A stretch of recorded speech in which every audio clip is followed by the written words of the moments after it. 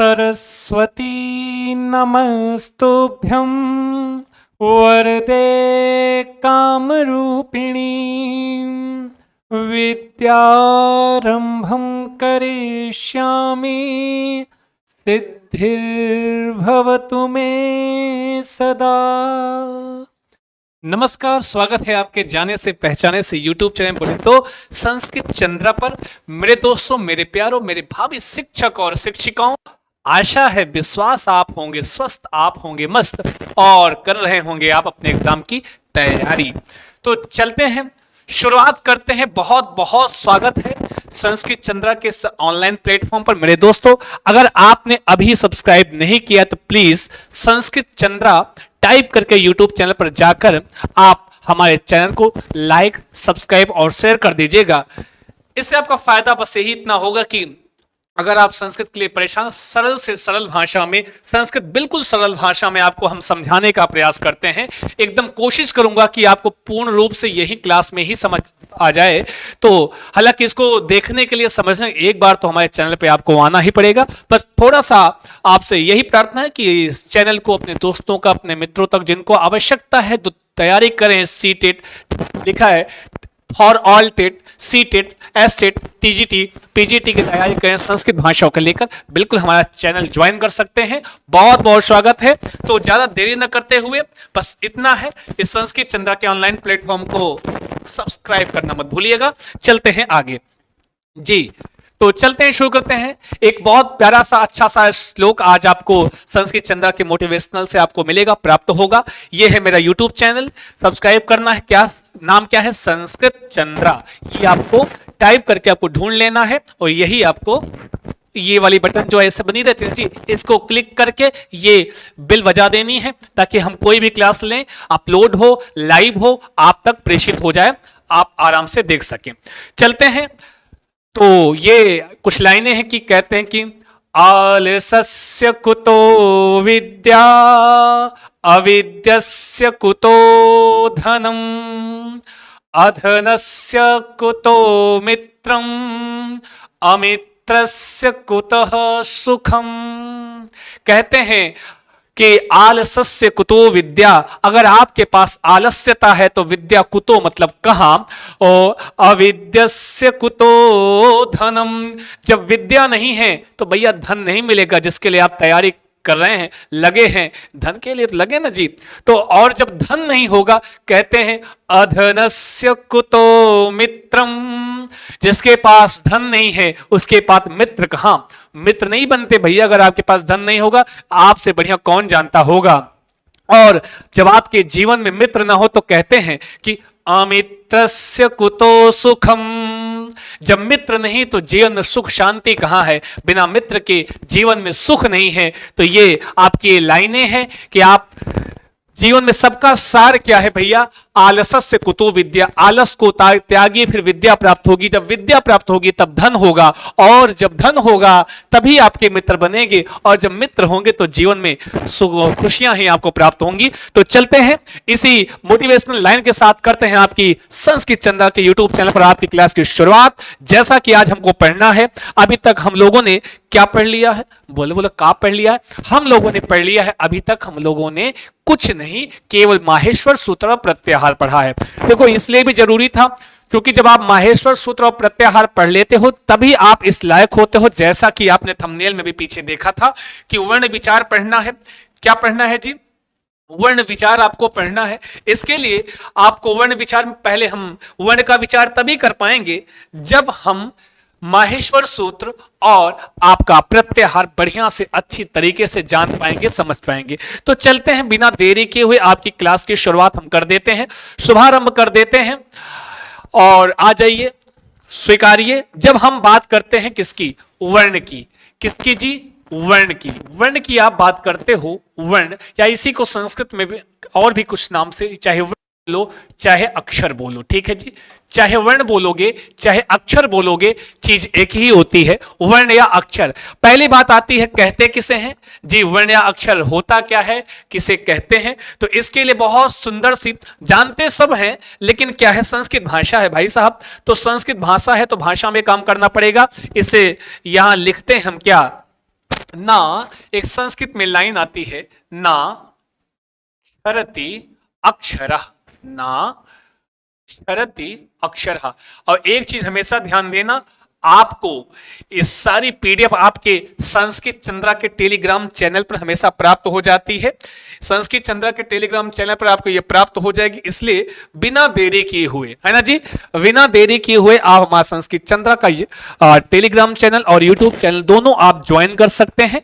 बिल्कुल no any charge, सबसे बड़ी बात कोई चार्ज नहीं है, फ्री ऑफ कॉस्ट आप पढ़िए। ना क्षरति अक्षरा कहा गया है, जिसका क्षरण नहीं होता है वो अक्षर कहलाते हैं। जिसका क्षरण नहीं होता मतलब जिसका नाश नहीं होता, जो खंड खंड विभाजित नहीं होते हैं, वो आपके अक्षर कहलाते हैं। आई बात गई समझ में? समझे कि नहीं समझे? अब कहो कैसे गुरुजी, कैसे कहोगे? तो इसके लिए आपको सबसे पहले जानना जरूरी है मन अक्षर। ये अगर हम लिखते हैं आ, ये भी क्या है? एक अक्षर है। अक्षर है कि नहीं है? हाँ तो अक्षर है। इसको तोड़ो, इसमें कुछ निकाल पाओगे? कोई ई छुपी हुई हो, कोई क लगा हो, ना तो स्वर है ना तो व्यंजन है। चलो हम लिख रहे हैं क, चलो इसको तोड़ो, इसमें से कुछ निकाल सकते हो? नहीं, ये भी अक्षर है, ये भी अक्षर है। देखो क में हलंत लगा हुआ है, इसलिए लगा हुआ है क्योंकि संस्कृत भाषा में जब हम शुद्ध, अभी आगे बताएंगे, जो शुद्ध व्यंजन हम लिखते हैं वो हलंत के साथ लिखते हैं। किसके साथ लिखते हैं भाई साहब? हलंत के साथ लिखते हैं। तो ये अक्षर है संस्कृत भाषा में, और यही कहा जाता है नाक्षरति अक्षरः। अस्तु, आई बात गई समझ में? देखिए हमारे वीडियो को देखिए और कमेंट बॉक्स में कमेंट जरूर किया कीजिए कि क्लास कैसी लगी या क्या कुछ सुधार किया जा सकता है। तो अपेक्षित है इसलिए क्योंकि आपका हित हो, आपका अहित ना हो हमारी क्लास से, बस इतना, इसीलिए आपके लिए हम ये नया काम, नई शुरुआत आपके लिए ही किए हैं। ठीक है जी। ना अक्षरति अक्षरा, जिसका अक्षर नहीं होता है, जिसका नाश नहीं होता है, वो अक्षर कहलाते हैं। बात आती है कितने प्रकार के होते हैं अक्षर या वर्ण, कितने प्रकार के होते हैं? तो बता देना, जो भी पूछे उसको बता देना, नहीं तो मम्मी पापा को बता देना आज जाके पढ़ने के बाद कि मम्मी ये नो अक्षर या वर्ण दो प्रकार के होते हैं। कौन कौन सा होता है? तो आप कहोगे एक होता है आपका स्वर, कौन? एक होता है आपका स्वर और एक होता है व्यंजन। देखिए किसी भी भाषा को पढ़ने के लिए सबसे पहले उसकी वर्णमाला जानना आवश्यक होता है, लेकिन हमारी संस्कृत भाषा में हमको वर्णमाला पढ़ने के पहले भी कुछ चीजें जाननी आवश्यक होती हैं, जो होता है आपका माहेश्वर सूत्र और आपका प्रत्याहार। समझे कि नहीं समझे? समझ जाइए गुरु, है ना जी। ये हमारी संस्कृत भाषा है, दैवीय भाषा है, देव भाषा। अस्तु, स्वर और व्यंजन, वर्ण दो प्रकार के होते हैं, स्वर और व्यंजन, या यूं कह लो स्वर और व्यंजन के समष्टि रूप को हम क्या कहते हैं? वर्ण कहते हैं या अक्षर कहते हैं, ऐसा। ठीक है जी। अनेकानेक परिभाषाएं अपने तरीके से हैं, आप दे सकते हैं। ठीक, वर्ण अक्षर। अब हम जानेंगे कि ये स्वर क्या होता है और ये व्यंजन क्या होता है। तो सब पहली चर्चा जो हम करने वाले हैं स्वर के बारे में, संस्कृत के का जो स्वर होता है उसमें क्या क्या चीजें होती हैं, कैसे होती हैं, ये हमको जानना है। और चलते हैं आगे देखते हैं। जब हम स्वर की बात करते हैं तो लिख लो, छाप लो भैया, देखो कॉपी कलम लेके बैठा करो। सच बता रहा हूं, अगर आप तैयारी कर रहे हैं तो मन से बैठिए। संस्कृत के लिए आपको परेशान होने की आवश्यकता नहीं, मैं एकदम फ्री ऑफ कॉस्ट पूरी मेहनत के साथ जितना कहोगे, बाद में प्रैक्टिस सेट भी शीर्षक वाइज मतलब टॉपिक वाइज हम प्रैक्टिस सेट भी आपका कराएंगे। चिंता मत कीजिएगा, जो पढ़ाऊंगा उसका विश्लेषण भी कराऊंगा। ठीक है जी। तो यह है आपका स्वर जी। स्वर के बारे में, संस्कृत स्वर किसे कहते हैं तो आप जानते होंगे स्वर किसे कहते हैं, आपसे बेहतर कौन जान सकता है, हमेशा से पढ़ते चले आए हैं स्वर किसे कहते हैं। किंतु स्वर किसे कहते हैं आप अपनी भाषा में जानते हैं, कभी कभी संस्कृत में लाइन दे देता है तो वहां पे आपको सही वाला सही करना पड़ता है। हम बताते हैं, कहते हैं संस्कृत में, बहुत प्यार से कहते हैं, आनंद के साथ कहते हैं, कठिन नहीं है, बस मन से पढ़ना है, सुखेन आनंदेन पढ़ना है। कहते हैं स्वयं स्वयं राजन्ते, वाह वाह वाह वाह, स्वयं राजन्ते इति स्वराः, स्वयं राजन्ते इति स्वराः। आज के वीडियो में हम स्वयं राजन्ते इति स्वराः बोले तो हम वर्णमाला का पहला भाग पढ़ रहे हैं। स्वयं राजन्ते इति स्वराः मतलब क्या होता है? आप यही कहते हो कि जिन वर्णों का उच्चारण अपने हिंदी में पढ़ा है, जिन वर्णों का उच्चारण हम स्वतंत्र रूप से करते हैं, जिन वर्णों का उच्चारण हम स्वतंत्र रूप से करते हैं वही क्या कहलाते हैं आपके, का बोलो बोलो बोलो बोलो, स्वर कहलाते हैं। तो वही चीज ये लाइन भी कह रही है, कुछ अलग से नहीं बोल रही है। अंतर क्या है मेरे दोस्त, अंतर बस इतना है कि ये संस्कृत में बोल रहा है। कभी कभी एग्जाम में देता है स्वयं राजन्ते डैश डैश डैश डैश व्यंजनाः ऊष्माः अंतस्थाः स्वराः व्यंजनाः, कौन सा सही होता है, तो स्वराः आपको लिखना होता है। ये लाइन आपको इसीलिए याद होना चाहिए। अब बोल लो, अभी बोल लो, बोलो स्वयं राजन्ते इति स्वराः। आंखें बंद करो, जितने लोग वीडियो को देख रहे हो आंखें बंद करके तभी बोलना, बता दो भाई साहब। और ज्यादा दिक्कत हो पंखा चलो ऊपर देख के बोल लो, बोलो स्वयं राजन्ते इति स्वराः। आंखें बंद करो, स्वयं राजन्ते इति स्वराः। तो कहते हैं जो स्वयं में, राजन्ते मतलब सुशोभित होते हैं, जो स्वयं में राज करते हैं, इति इस प्रकार स्वराः मतलब वो स्वर कहलाते हैं। ठीक है, या कई प्रकार से हम कह सकते हैं, जैसे जो स्वयं में राजन्ते मतलब जो राज करते हैं, या जो स्वयं में पूर्ण होते हैं, जो स्वयं में पूर्ण होते हैं, जो स्वयं में राज करते हैं, इत्यादि इत्यादि कई तरीके से अर्थ लेते हैं, जिनको अपने उच्चारण के लिए किसी अन्य वर्ण की आवश्यकता नहीं पड़ती है। इति इस प्रकार, ऐसे वो स्वराः मतलब वो स्वर कहलाते हैं। इति मतलब इस ऐसे या इस प्रकार वो क्या है, स्वराः मतलब स्वर होते हैं, जो स्वयं में पूर्ण होते हैं, जो स्वयं में राज करते हैं, जो स्वयं में सुशोभित होते हैं, जो स्वयं में सुशोभित होते हैं। कुछ भी अब कर, सबका मतलब एक ही होता है, सुशोभित होते हैं, ऐसे वो क्या होते हैं, वो स्वर होते हैं। कैसे, जो स्वयं में पूर्ण होते हैं, आप कहते हो जिनको, जो अपने उच्चारण के लिए किसी की हेल्प नहीं लेते हैं, सहायता नहीं लेते हैं। तो बिल्कुल सही बात है, जो अपने में, जैसे आप हैं, अभी आपकी नौकरी लग जाए, बढ़िया मस्त माल महीने में आना लगे 53,000 54,000 का, बढ़िया 43-44,000 का एक पेमेंट आए, आपका मैसेज का बीप बजे और SBI वाला बढ़िया मस्त मैसेज आया, HDFC वाला मैसेज आया हो, तो क्या जिनके हेल्प लेते थे कभी कभी कहते हैं ना, जाओ जाओ आज के बाद हमको तुम्हारी आवश्यकता नहीं है, छोड़ देते हैं, जाओ जाओ जाओ नहीं आवश्यकता है, अब हम पूर्ण हैं, अब हम स्वतंत्र हैं। समझ में आया। तो वही जैसे अगर आप लिखते हो, मैं एक स्वर देता हूं, जैसे लिखते हैं आ, या यूं कह लो देते हैं ई, अब इनके उच्चारण में ये स्वयं में पूर्ण है, स्वयं में राज कर रहा है, स्वयं में सुशोभित है। इन सब का मतलब ये है कि इनको अपने उच्चारण के लिए किसी से हेल्प नहीं लेनी है, किसी से सहायता नहीं लेनी है। अगर हम बोले आ, तो हम नहीं बोलेंगे, पहले आप बोलो। जितने लोग वीडियो ऐसे देख रहे हो बोलो आ,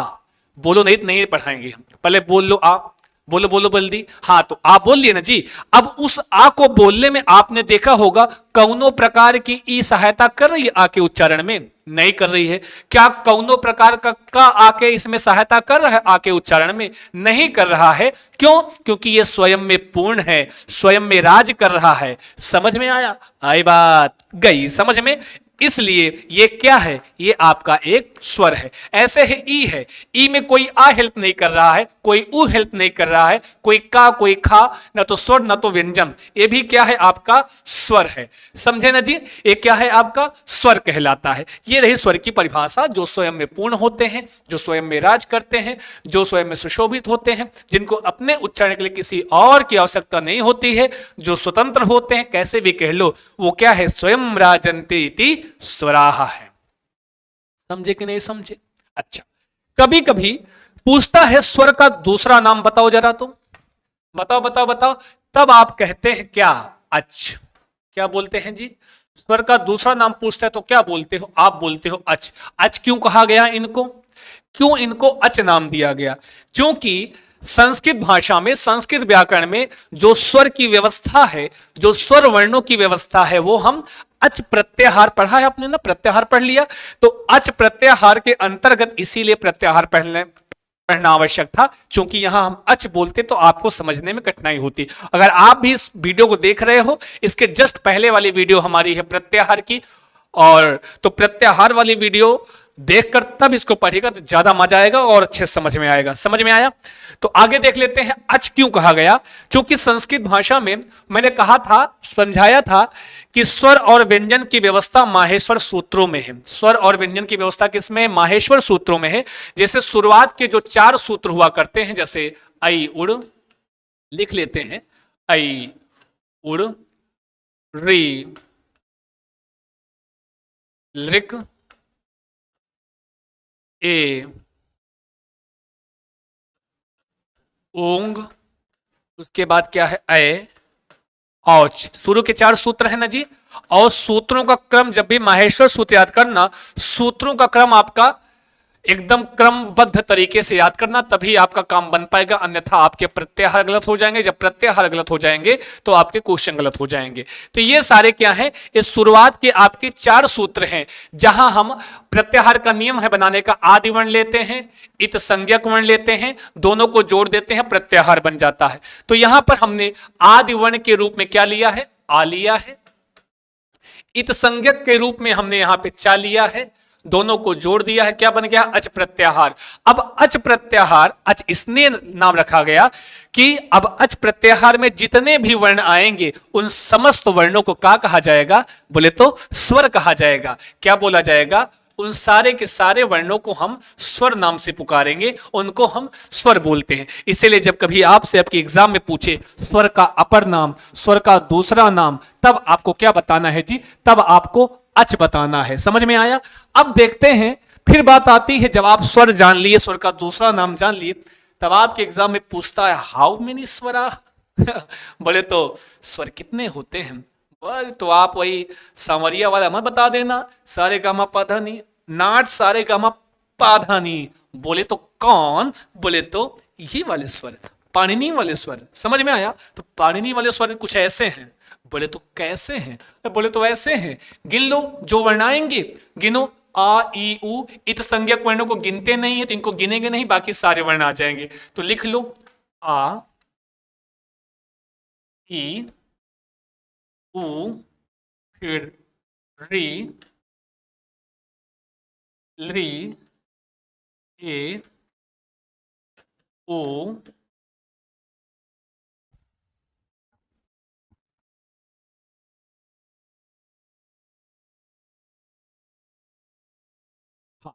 ए ओ,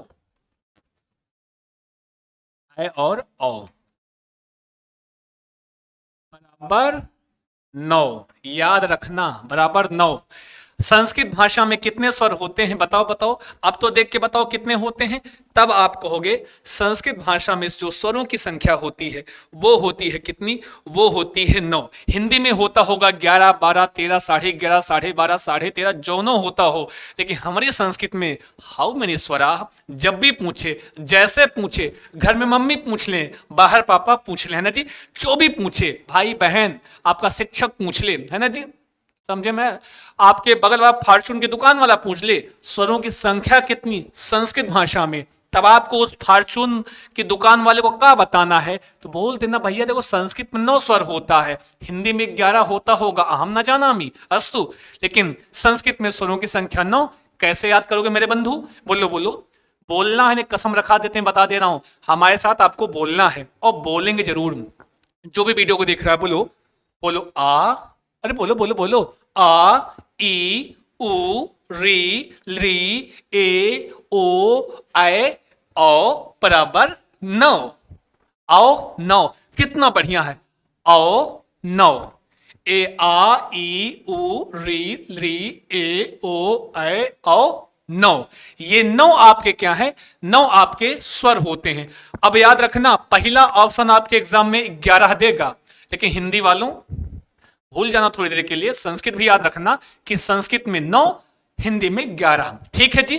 और पहचानने को दे दे कि निम्नलिखित में से स्वर नहीं है, तो आ ई उ, और दे दिया आह, ये दे दिया आह या अंग, तो ये संस्कृत भाषा में पूछा, तो ये संस्कृत भाषा में ये आह और अंग स्वर नहीं गिने जाएंगे। ठीक है जी। हाँ, तो याद रखना, क्वेश्चन कैसे भी आ सकता है, जब हम प्रैक्टिस करेंगे तो वहां अनेक प्रकार के आपको, अनेक टाइप के क्वेश्चन आपको हम देंगे, परेशान होने की कोई भी आवश्यकता नास्ति। अस्तु, ये तो हो गए आपके स्वर, संख्या हो गई, दूसरा इनका अपर नाम हो गया। तब बात आती है इन कितने भागों में बांटा जा सकता है जी, स्वरों को हम कितने भागों में बांट सकते हैं, बताओ। स्वरों को कितने भागों में बांटा जा सकता है। देखिए, भाग और प्रकार दोनों अलग चीजें हैं, याद रखना। कभी भाग प्रकार नहीं हो सकता, प्रकार भाग नहीं हो सकता है। इसलिए जब पूछे तो आप लिख लो, ए ले छापो छापो, ए भैया छापो, लिखो। क्या लिखोगे? लिखोगे यही कि स्वर वर्णों को दो भागों में बांटा जा सकता है। को कितने भागों में जी? दो भागों में, दो भागों में बांटा जा सकता है। तो बांटो,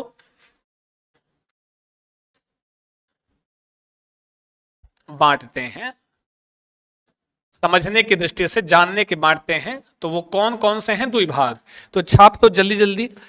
पहला है आपका कौन सा? एक है आपका मूल स्वर। कौन सा जी? एक क्या है आपका? एक है आपका,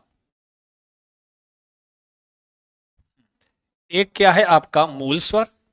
पहला है आपका मूल स्वर जी। कौन सा स्वर? तो कहते हैं मूल स्वर। और दूसरा जो है आपका वो कौन सा है? तो कहते हैं संयुक्त या मिश्रित स्वर। देखिए संस्कृत इतनी सरल भाषा है, आपको लगता है कठिन, है नहीं, ठीक है। इसे संयुक्त को ही मिश्रित स्वर भी, मिश्रित स्वर के नाम से भी जानते हैं। क्यों सरल है?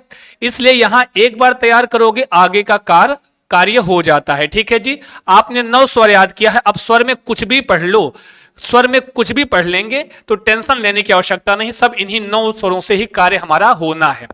अगर आपको जानना है संस्कृत में, भले इनको दो भागों में बांटा गया, संस्कृत में मूल स्वर कौन से होते हैं, अगर कहा जाए संस्कृत में मूल स्वर कौन से होते हैं, तो अलग से नहीं याद करना है कि अलग से आपको रटना है, कहीं से ना रटते रहो रात भर, है नहीं। ये जो 9 स्वर हैं क्रम से याद, और 9 स्वरों को आपको क्रम से याद होना चाहिए। आ, ई, उ, री, लृ, ए, ओ, ऐ, औ, क्रम से याद है। तो शुरुआत के जो 5 स्वर हैं, आ, ई, उ, री और लृ, शुरू के जो 5 स्वर हैं वो हमारे क्या कहलाते हैं? मूल स्वर कहलाते हैं। क्या कहलाते हैं भैया? वो हमारे कहलाते हैं मूल स्वर। समझ में आया? अच्छा 9 याद है तो कहीं अलग से मूल स्वर याद करना हुआ नहीं ना जी। 9 में से शुरू के 5 आपके मूल स्वर हैं, पहचानने के दो। दे कि बताओ निम्नलिखित में से मूल स्वर कौन सा है? तो याद रखना शुरू के 5 9 ठो याद है तो याद कर लोगे। कौन कौन सा? आ, ई, उ, री और लृ, ये आपके 5 मूल स्वर हो गए। संख्या कितनी होती है मूल स्वरों की? तब बताना 5 संख्या होती है। कितनी? 5। कभी कभी पूछता है किस प्रत्याहार में आता है मूल स्वरों की व्यवस्था, किस प्रत्याहार के अंतर्गत है? तो यही देख लो, आ, ई, उ ना छोड़े, री, लृ, का, तो मतलब आ और का लेंगे यहां से, तो ये किस प्रत्याहार में आएगा? तब आप कहोगे ये अक प्रत्याहार में आता है। किस प्रत्याहार में आता है जी? तो कहोगे ये अक प्रत्याहार के अंतर्गत आता है। किस प्रत्याहार में? अक प्रत्याहार में आता है। अब यहां से क्वेश्चन कैसे बन जाए कि मूल स्वरों को किस प्रत्याहार में रखा गया है? तब कहोगे अक प्रत्याहार में। और कितनी संख्या होती है? 5 होती है। कौन कौन से? तो आ, ई, उ, री, लृ। अस्तु कोपी समस्या तो नास्ति। 9 याद है, शुरू के 5 उठा लो मूल स्वर में। अब बात आई संयुक्त या मिश्रित स्वर की। ई कितने होते हैं जी? बताओ बताओ बताओ, जल्दी बताओ। तो 9 स्वर में कितना बचा? बोलो बोलो बोलो, जल्दी बोलो, कितना बचा? 9 में 5 उठा लाए तो कितना बचा है? तब कहोगे इसमें बचा है आपका कितना? इसमें बचा है आपका कितना कितना? 4 बचा है। इसमें कितने बचे हैं? इसमें 4 बचे हैं। ए, ओ, ऐ, औ। ये जो ए, ओ, ऐ, औ बचा है ये क्या कहलाता है? ये आपका संयुक्त या मिश्रित स्वर कहलाता है। क्या कहलाता है जी? ये संयुक्त या मिश्रित स्वर। अच्छा बताओ कहीं अलग से याद करना पड़ा? नहीं, 9 याद है, उसी में से आपका मूल भी हो गया, उसी में से आप संयुक्त भी उठा लाए। चलो तो लिख लो कौन कौन से जी? तो कहोगे, क्या कहोगे? अरे तो कहो, कहोगे नहीं, कहो कौन कौन से? ए, ओ, ऐ, ओ। ध्यान दीजिए कौन से? ए, ओ, ऐ और औ, ये आपके मूल स्वर हैं। संख्या कितनी है जी? 4। हाउ मेनी संख्या? इनकी संख्या कितनी है? तो कहोगे 4। किस प्रत्याहार में आ रहे हैं? तब क्या बताओगे? ये किस प्रत्याहार में आ रहे हैं? तब बताओगे ये आ रहे हैं ये आपके जी एच प्रत्याहार में। किस प्रत्याहार में जी? एच प्रत्याहार में। हाँ याद रखना कैसे? यहां से ए, ओंग आय औच, यहां से ए लिया, यहां से चा लिया, बन गया एज प्रत्याहार। वर्णों की गिनती करो तो ए ओ आय औ, 4 वर्ण आया कि नहीं? संख्या कितनी है? 4 है। ठीक है जी, जब कभी पूछे मूल स्वरों की संख्या कितनी होती है, तब आपको बताना है 4 किस प्रत्याहार में आता है। तो किस प्रत्याहार में आता है? ए बताओ, जल्दी बताओ, अरे बताए दो।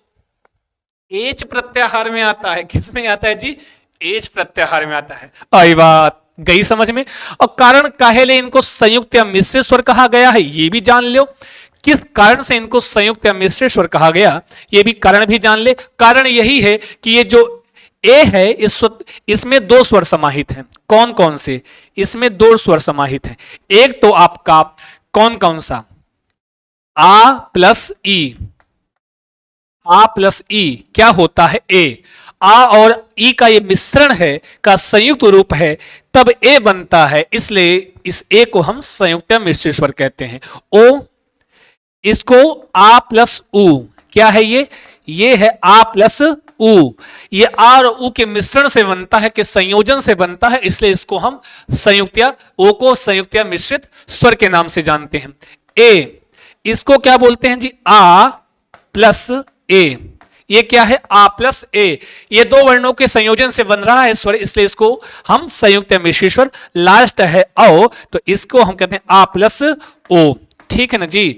आ प्लस ओ, ये आ और ओ से मिलकर बन रहा है, इसलिए क्या है? संयुक्त या मिश्रित स्वर। ये हो गए 2 भागों में। ठीक है, इनको कितने भागों में बांटा गया है? 2 भागों में। ध्यान देना, मूल स्वर, संयुक्त स्वर, ये क्या है? ये दोनों प्रकार नहीं है। क्या नहीं है जी? प्रकार नहीं है, ये केवल भाग हैं। कभी कंफ्यूज नहीं होना है, ये प्रकार नहीं है, ये केवल स्वरों को 2 भागों में समझने के लिए बांटा गया है। समझे ना जी? आई बात गई समझ में? समझे कि नहीं समझे? अरे समझते रहो मेरे बंधु। आगे चलें? चलो आगे चलते हैं।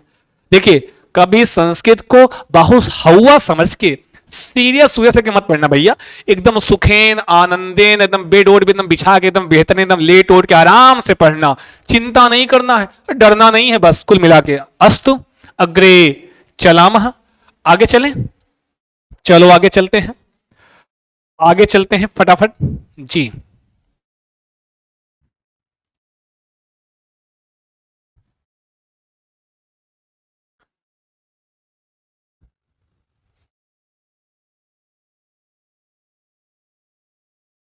आगे चलते हैं। देखिए, आगे हम बढ़ते हैं। अब जब आप जान गए स्वर को 2 भागों में बांटा गया है, कितने प्रकार होते हैं, क्या होता है, इत्यादि इत्यादि, तब आप जानोगे। आगे थोड़ा सा और बढ़ लो। अरे बढ़ लो भाई साहब, हम मना कहां कर रहे हैं, बढ़ लो। बढ़ते हैं तो आगे हम देखते हैं क्या बोले बोले बोले बोले बोले तो स्वर के प्रकार। क्या जी? स्वर के प्रकार। एकदम सिंपल सी भाषा में हमको समझ लेना है, जान लेना है, ज्यादा एफर्ट करने की आवश्यकता नहीं। अगर 9 स्वर याद है तो सारी चीजें आसान सी हो जाती हैं। स्वर के प्रकार, ठीक है जी? स्वर के प्रकार। स्वर कितने प्रकार का होता है? अभी तक जो पढ़ा वो क्या था? भाग था। अभी हम जो पढ़ने जा रहे हैं वो स्वर के प्रकार है। स्वर कितने प्रकार का होता है संस्कृत भाषा में, तो जो हिंदी में होता होगा वही हो सकता है यहां भी हो, तो समझ लीजिए भैया 3 प्रकार का होता है। कितने प्रकार का जी? 3 प्रकार के स्वर। कितने जी? 3 प्रकार। कितने प्रकार होते हैं स्वर के संस्कृत भाषा में? 3 प्रकार के स्वर होते हैं। और पीछे लिख लेना एक पॉइंट बना के, संस्कृत व्याकरण में स्वरों की संख्या माफ कीजिए 9 होती है। कितनी होती है जी? 9 होती है। बाकायदे लिख लेना, नहीं तो कंफ्यूजिया जाओगे आप लोग हैं। अब वो 3 प्रकार कौन कौन से हैं उनको लिख लेते हैं हम लोग, तो लिख लो। पहला आपका आता है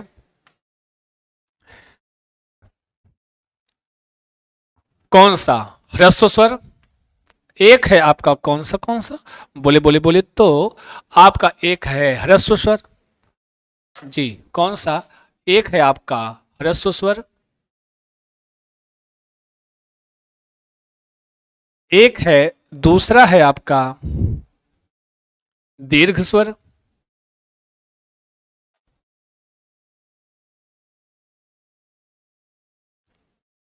तीसरा है आपका प्लुत स्वर। कौन सा जी? तीसरा है आपका प्लुत स्वर। कौन सा स्वर जी? ए है आपका तीसरा प्लुत स्वर। ठीक है ना जी? ये आपके हैं स्वरों के प्रकार। कितने प्रकार के होते हैं? 3 प्रकार के होते हैं। एक होता है ह्रस्व, एक होता है दीर्घ और एक होता है प्लुत। चलो इनके बारे में जान लेते हैं। तो एक बहुत सुंदर सा ह्रस्व क्या है, दीर्घ क्या है, प्लुत क्या है, ये जानने के लिए एक सुंदर सा श्लोक आता है संस्कृत में। कहो तो सुना दें। पहले कहो, ऐसे नहीं सुनाएंगे, पहले कहो कि हाँ सुनाए तो सुना देते हैं। तो सुनिए, वो श्लोक बताता है कि ह्रस्व क्या है, दीर्घ क्या है और प्लुत क्या है। कहते हैं एकमात्रो भवेत् ह्रस्वो द्विमात्रो दीर्घ उच्यते त्रिमात्रस्तु प्लुतो गेयो व्यंजनम चार्धमात्रिकम। पहली लाइन, एकमात्रो भवेत् ह्रस्वो द्विमात्रो दीर्घ उच्यते त्रिमात्रस्तु प्लुतो गेयो व्यंजनम चार्धमात्रिकम। ये लाइनें आपको बताती हैं कि पहली लाइन है एक मात्रो भवेत ह्रस्वो, कि जिन स्वरवर्णों के उच्चारण में एक मात्रा काल का समय लगता है वे क्या कहलाते हैं? वे हमारे ह्रस्व स्वर कहलाते हैं। चूंकि इनके उच्चारण में एक मात्रा काल का समय लग रहा है, इसीलिए इसको हम एक नाम से और जानते हैं, एक मात्रिक स्वर। किस नाम से जानते हैं जी? एक मात्रिक स्वर के नाम से भी जानते हैं। समझ में आया? एक मात्रिक स्वर के नाम से भी इनको हम जानते हैं। एक मात्रिक स्वर, समझे ना जी? एक मात्रिक स्वर के नाम से जानते हैं। दूसरा है दीर्घ स्वर। इसको हम किस नाम से जानते हैं? द्विमात्रो दीर्घ उच्यते। को ये 2 उच्चारण काल का समय लगता है, इसको हम क्या कहते हैं? द्विमात्रिक स्वर। कौन सा स्वर? इसका दूसरा नाम क्या है जी? कभी कभी पूछ लेता है। द्विमात्रिक स्वर के नाम से हम दीर्घ स्वर को जानते हैं। आई बात कही समझ में? फिर अगली लाइन आती है त्रिमात्रस्तो प्लुतो गेयो, कि 3 मात्रा काल का समय लगता है, इसको हम कहते हैं त्रिमात्रिक स्वर। ठीक है जी, त्रिमात्रिक स्वर। याद रखना, भूलने का नहीं, एकदम बढ़िया से समझेंगे ना? अरे समझ लेना भैया। हाँ, बड़ी मेहनत के साथ, बड़ी ऊर्जा के साथ पढ़ा रहा हूं कि आपका सहयोग प्राप्त होगा। बिल्कुल अच्छे से पढ़ें, को अपनी एग्जाम की तैयारी करें, बढ़िया से अच्छे अच्छे अंक ले आए। यह ईश्वर से, अपने इष्ट से यही प्रार्थना, इसलिए आते ही प्रार्थना करा देता हूं। अब कौन से ह्रस्व होते हैं, कौन से दीर्घ होते हैं, कौन से प्लुत होते हैं, जान लेते हैं। चलो, ह्रस्व स्वर कौन से होते हैं? इसमें भी देखो एक्स्ट्रा दिमाग नहीं लगाने का। ये हमारी, मैंने कहा संस्कृत आसान इसलिए है कि अगर इसमें एक चीज तैयार करते हो, एक प्रकरण, तो उससे कई चीजें ऑटोमेटिक वहां पे तैयार हो जाया करते हैं। तो चिंता नहीं करना है, आपको केवल और केवल समझदारी से, केवल दिमाग से पढ़ना है। तो एक चीज तैयार करो, सब ऑटोमेटिक। आपको 9 स्वर याद है ना जी? आ ई उ री री ए ओ ऐ ओ। उन्हीं में से जो आपके मूल स्वर आपने पढ़ा था, है ना जी, जो मूल पढ़ा था, वही आपके ह्रस्व स्वर कहलाते हैं। वही आपके क्या कहलाते हैं जी? ह्रस्व कहलाते हैं। वही एक मात्रिक स्वर कहलाते हैं। तो शुरू के जो 5 हैं उठा लाओ। कौन कौन से? आ, ई, उ, री और ली। समझ में आया? संख्या कितनी होती है? तो 5। चाहे आपसे पूछे ह्रस्व स्वर की संख्या तब भी 5, चाहे पूछे एक मात्रिक स्वर की संख्या तब भी 5, जब आपसे पूछे कि जरा बताओ मूल स्वरों की संख्या तब भी 5। ये हाथ का पंजा, हम कांग्रेस का प्रचार नहीं कर रहे हैं, ये हम बता रहे हैं कि 5 होता है। हाँ, वैसे भी आजकल हालत बड़ी गड़बड़ है, तो ये मत समझ लेना, है ना जी। तो आ ई उ री ली इज इक्वल टू 5, ये 5 होते हैं। समझ में आया? मन की बात। आओ आओ आओ। दूसरा है दीर्घ स्वर या द्विमात्रिक स्वर। ठीक है, संख्या कितनी? 5। इतनी चीजें आपको जाननी है। दीर्घ स्वर कितने होते हैं? ये होते हैं आपके 8 होते हैं। संस्कृत में जो होता हो, हिंदी में जो होता हो, लेकिन यहां पे क्या होता है? यहां पे क्या होता है? यहां पे होता है 8 प्रकार के। एक कहीं पॉइंट बना के लिखना, संस्कृत हिंदी में शायद 7 होता है, तो कंफ्यूज मत होइएगा। कहीं पॉइंट बना के लिख लेना कि संस्कृत व्याकरण में स्वरों की संख्या 8 ही होती है।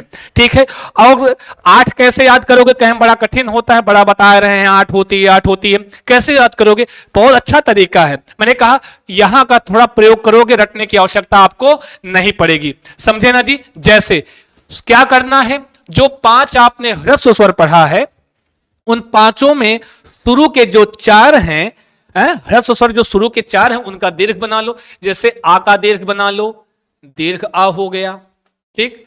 ई का दीर्घ बनाया, दीर्घ ई हो गया। ऊ का दीर्घ बनाया, दीर्घ ऊ हो गया। री का दीर्घ बनाया, दीर्घ री हो गया। अब कहें लरी, तो कहते हैं भैया लरी का दीर्घ नहीं होता है। एक पॉइंट और नोट कर लो कि कौन सा ऐसा ह्रस्व स्वर है जिसका कभी दीर्घ नहीं होता है, तो लरी एक ऐसा स्वर है, ऐसा ह्रस्व स्वर है जिसका कभी दीर्घ होता ही नहीं है। चार यहां से मिल गया, आ ई उ री, चार यहां से मिल गया। अभी चार की कमी है ना जी, चूंकि आपने कहा 8 होते हैं, तो 8 जो आपने संयुक्त मिश्रित स्वर पढ़ा है अंतिम के चार, ए ओ ऐ ओ, उनको लाके चस्पा कर दो, छाप दो, लिख दो। तो ए ओ ऐ और ओ, ये है आपके पूरे 8, 4 4 8। संस्कृत में द्विमात्रिक या दीर्घ स्वरों की संख्या कितनी होती है, पॉइंट बना के लिखना, 8 होती है। भले आपके वहां पर बोले तो कहां पे आपके हिंदी में 7 होता हो, क्योंकि यहाँ संस्कृत में शायद री का दीर्घ नहीं होता है, हमारे यहाँ री का भी दीर्घ होता है। माफ कीजिए, हिंदी में दीर्घ शायद नहीं होता है, संस्कृत में री का भी दीर्घ होता है। इसलिए ये 8 आपके क्या है, दीर्घ स्वर होते हैं, या फिर आपके द्विमात्रिक स्वर कहलाते हैं। गई समझ में है कि नहीं बात है? हाँ, तो दो मात्रा, थोड़ा सा द्विमात्रिक स्वर है, मतलब दो मात्रा का समय लगता है, मतलब आ को बोलने में थोड़ा कम समय लगेगा। जब दीर्घ आ, तो अनार, अनार का आ जल्दी बोल देते हो, जब आम खाना होता है तो आम। समझ में आया? तो आपको भी बोलना होता है, जब मैं पूछूं समझ में आया, तब क्या कहना, बोलो आम। आम का मतलब हाँ। आई बात? गई समझ में? बात करते हैं प्लुस स्वर की। कितने मात्रिक होता है? त्रिमात्रिक। देखिए, जो प्लुस स्वर होते हैं, जितने भी स्वर हमारे होते हैं, आ ई 9 होते हैं, उन 9 स्वरों का प्लुत बन सकता है। कहते हैं ये त्रिमात्रिक होते हैं, इनके उच्चारण में 3 मात्रा काल का समय लगता है। अब 3 मात्रा काल का समय लगता है मतलब तो दीर्घ से ज्यादा समय लगेगा। तो जैसे अगर आप लोग गांवों में रहते होंगे, तो जब दूर से बुलाना होता है और किसी का नाम छोटू है, का है जी छोटू, तो क्या करना, छोटुआ। ये जो वाकार की ध्वनि बढ़ रही है ना जी, ये जो आलाप की ध्वनि आती है, वही क्या है आपका प्लुस स्वर हो जाता है। समझे कि नहीं समझे? किसी का नाम स्मृति है, माना गुस्साइएगा नहीं, कोई स्मृति देख रही हो तो, माना किसी का नाम स्मृति हो, और जब उसको दूर से पुकारना हो तो कैसे पुकारोगे, स्मृतिया। गांव में ऐसे पुकारते हैं, बुरा मत मानिएगा, ये मैं आपको प्लुत बता रहा हूं। वो संस्कृत बोलते हैं, उनको खुद तो नहीं पता होता है कि वो संस्कृत में बुला रहे हैं। स्मृतिया, ये जो ये आकार की ध्वनि आ रही है, क्या है, अलाप की ध्वनि त्रिमात्रिक स्वर को द्योतित कर रहा है, बता रहा है। ठीक है ना जी? सबसे बढ़िया उदाहरण आर्य समाज की मंदिरों में आपने जो पताका लहलहाती होती है, उस पताका में आपने कभी देखा हो तो लिखा रहता ओम, लिखा रहता है ना, ऐसे लिखा होता है। देखो देखो इधर देखो देखो तो जल्दी, ऐसे लिखा होता है ओम। और प्लुत का एक निशान होता है, ये हिंदी वाला 3। समझ में आया जी? ये जो हिंदी वाला 3 होता है, ये प्लुस स्वर का चिन्ह होता है। कभी पूछे प्लुस स्वर का चिन्ह कैसा होता है, तो ये हिंदी वाला जो 3 बना होता है, ये प्लुस स्वर का साइन है, प्लुस स्वर को प्रदर्शित करने का ये चिन्ह है, चिन्हांकन है। ठीक है जी? ये हिंदी वाला 3, ये किसका चिन्ह है? ये प्लुस स्वर का होता है। ये यही चिन्ह जिस भी स्वर के सामने 9 स्वर हैं, 9 स्वरों में से किसी भी स्वर के सामने आके लग, ये अभी कैसा स्वर है, आ, अभी तो ह्रस्व है ना जी। अभी चलो, अभी कैसा हो गया, ये चिन्ह लग गया तो कैसा स्वर हो गया, प्लुस स्वर हो गया। माना ई है, अभी कैसा स्वर है, चलो मैं दीर्घ ई लिख दे रहा हूं, कैसा स्वर है, अभी दीर्घ ई है, लेकिन जब आगे ऐसे लिख, ये चिन्ह लग जाता है तो कैसा स्वर हो जाता है, ये आपका त्रिमात्रिक या प्लुस स्वर हो जाता है। ठीक है ना जी? तो ओम, एक बार आप लोग जो वीडियो देख रहा है बोलो बोलो ओम, बोलो बोलो बोलो बोलो। इस ओम का उच्चारण ऐसे ही होता है। कहीं संस्कृत नहीं पढ़ा रहे हैं, बाबा रामदेव जी होगा योगा करा रहे हैं, अरे भैया वैसे तो संस्कृत बोलो, योगा की आवश्यकता नहीं होगी। समझ में? हमारी संस्कृत भाषा ऐसी है, सुबह सुबह उठ के आप धातु रूप शब्द रूप पढ़ लो, कपाल भाती वगैरह कुछ करने की आवश्यकता जीवन में नहीं पड़ेगी। समझ में आया? तो ये संस्कृत है, एक पंथ कई कार्य करती है, चिंता करने की आवश्यकता नहीं है। तो जितने भी आ ई उ इसके सामने लग गया तो ये ऊद प्लुत हो गया। ठीक है जी? री के सामने लग गया री प्लुत हो गया, मतलब ऐसे ऐसे ऐसे से जितने भी हमारे स्वर हैं, ये प्लुत का साइन जिसके सामने लग जाता है वो स्वर त्रिमात्रिक हो जाता है, वो स्वर प्लुत हो जाता है। आई बात कई समझ में, समझे कि नहीं समझे? तो ये हो गए आज के स्वर आपके, और आपके भी स्वर अच्छे होने चाहिए। इन स्वरों के साथ साथ अपना स्वर बहुत अच्छे से रखना, कहने का मतलब ये तैयार कर लेना। बहुत जल्द ही जैसे हमारा एक प्रकरण समाप्त होगा, एक महान प्रैक्टिस सेट आपके लिए लेके आएंगे। जो पढ़ाया होगा उस सब का एनालिसिस वहीं कर लीजिएगा, लेकिन जो पढ़ा रहा हूं पढ़िए, और बस आज के लिए इतना ही रखेंगे। लेकिन जाने के पहले अगर आप नए यूजर हैं तो हमारे संस्कृत चंद्र के यूट्यूब चैनल को ऐसे क्लिक करके भैया वो लाल वाले बटन ना जी, वो घंटी वंटी बजा देना। जैसे हम किसी मंदिर में जाते हैं, बजाते हैं, प्रार्थना करते हैं, वैसे हमारे यूट्यूब की घंटी बजा देना, ताकि भैया नई नई वीडियो जो हम बनाएं आपको मिलती रहे। ठीक है जी। और कमेंट बॉक्स में जरूर कमेंट करके बताया कीजिए कि आपको ये वीडियो कैसी लगी, या फिर क्या और आप चाहते हैं। बाकी बस आज के लिए इतना ही, लेते हैं आपसे विदा। नमस्कार, शुभम भूयात सर्वदा। स्वस्थ रहें, मस्त रहें, व्यस्त रहें और करते रहें अपने एग्जाम की तैयारी। धन्यवाद।